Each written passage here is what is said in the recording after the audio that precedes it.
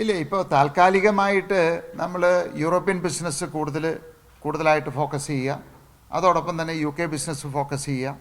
ആ മാർക്കറ്റുകൾ അങ്ങനെ അമേരിക്കയിലേക്കുള്ള ആ ഒരു ഇപ്പോൾ 91% എന്നുള്ളത് 30%, 40% കുറച്ച് കൊണ്ടുവരിക. അത് 1-2 വർഷത്തിനുള്ളിൽ. ഇതിപ്പോൾ ഒരു താൽക്കാലികമായിട്ടുള്ളൊരു പ്രതിഭാസം മാത്രമാണിത്. ഇതിപ്പോൾ ഒരുപക്ഷെ ഭാഗികമായിട്ടുള്ള ലേ ഓഫിലേക്ക് പോകാം. അത് കിറ്റക്സ് മാത്രമല്ല, ഈ മേഖലയിലുള്ള എല്ലാ എക്സ്പോർട്ട് കമ്പനികൾക്കും ഭാഗികമായിട്ടുള്ള ലേ ഓഫിലേക്ക് പോകാം. വരുന്ന ക്വാർട്ടറുകളിലെ റിസൾട്ടിനെ അത് ബാധിക്കാം. പക്ഷേ അത് ഏതാനും മാസങ്ങൾ അല്ലെങ്കിൽ 5-6 മാസത്തിനുള്ളിൽ അതിനെ അതിജീവിച്ച് പുതിയൊരു മേഖല കണ്ടെത്തി അത് പഴയ രീതിയിലേക്ക് തന്നെ ബിസിനസ്സിനെ കൊണ്ടുവരാൻ പറ്റുമെന്ന് എനിക്ക് മാത്രമല്ല ഈ മേഖലയുള്ള എല്ലാവർക്കും ആ പ്രതീക്ഷയുണ്ട്.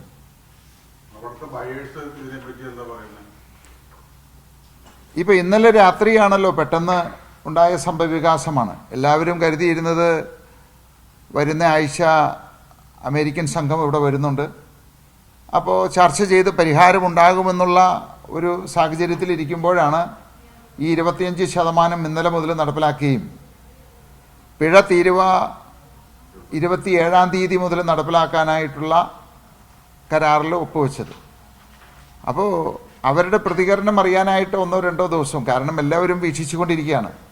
എല്ലാവർക്കും അറിയാം ഇതൊരു ഭീഷണിയാണ്. ഭീഷണിപ്പെടുത്തി അമേരിക്കയുടെ താല്പര്യത്തിനനുസരിച്ച് ഇന്ത്യയെ വഴക്കുക, അതാണ് അവർ ഉദ്ദേശിക്കുന്നത്.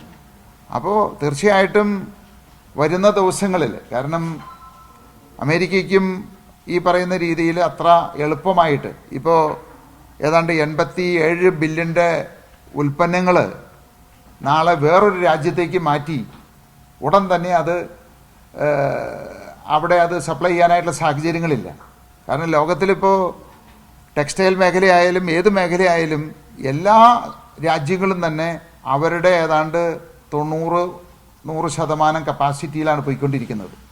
അപ്പോൾ ഒരു രാജ്യത്ത് നിന്ന് തീരുവ കൂടിയത് കൊണ്ട് അത് ഉടനെ തന്നെ വേറൊരു രാജ്യത്തേക്ക് മാറ്റി അതിന് ഒരു പകരം ഒരു രാജ്യത്തെ കണ്ടെത്തുക എന്നുള്ളത് വർഷങ്ങളെടുക്കും.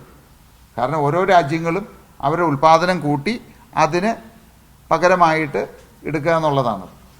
അപ്പോൾ അത് അമേരിക്കയ്ക്കും ഈ തീരുവ കൂട്ടിക്കഴിഞ്ഞാൽ ഏറ്റവും കൂടുതൽ എഫക്റ്റ് ചെയ്യാൻ പോകുന്നത് അമേരിക്കയിൽ ഇത് വാങ്ങുന്ന കൺസ്യൂമേഴ്സിനെ ആയിരിക്കും. കാരണം അവരധിക വിലയായിട്ട് കൊടുക്കേണ്ടി വരും. ഇപ്പോൾ കഴിഞ്ഞ 3 മാസമായിട്ട് തന്നെ ഞങ്ങൾക്കറിയാം ഇവിടെ നിന്ന് കയറ്റി അയക്കുന്ന ഉൽപ്പന്നങ്ങൾക്ക് 10% റീറ്റെയിൽ പ്രൈസ് കൂട്ടിക്കഴിഞ്ഞിരിക്കുന്നവർ. ട്രംപ് തീരുവ യുദ്ധം പ്രഖ്യാപിച്ച ഉടനെ തന്നെ 10% കൂട്ടിയിട്ടുണ്ട്. അപ്പോൾ ആ 10% കൂടുതൽ വിലയ്ക്കാണ് വരുന്ന മാസങ്ങളിൽ അമേരിക്കക്കാരത് വാങ്ങാൻ പോകുന്നത്. അപ്പോൾ ഇപ്പോഴത്തെ സാഹചര്യത്തിൽ ഒരുപക്ഷെ ഒരു 10% കൂടി കൂടാം. അപ്പോൾ ചുരുക്കത്തിൽ പറഞ്ഞാൽ ഏതാണ്ട് ഒരു 20% വില കയറ്റം ഉൽപ്പന്നങ്ങൾക്ക് അമേരിക്കയിലുണ്ടാകാം. അതിനെ അമേരിക്കയും അത് കാര്യമായിട്ട് ബാധിക്കും. അത്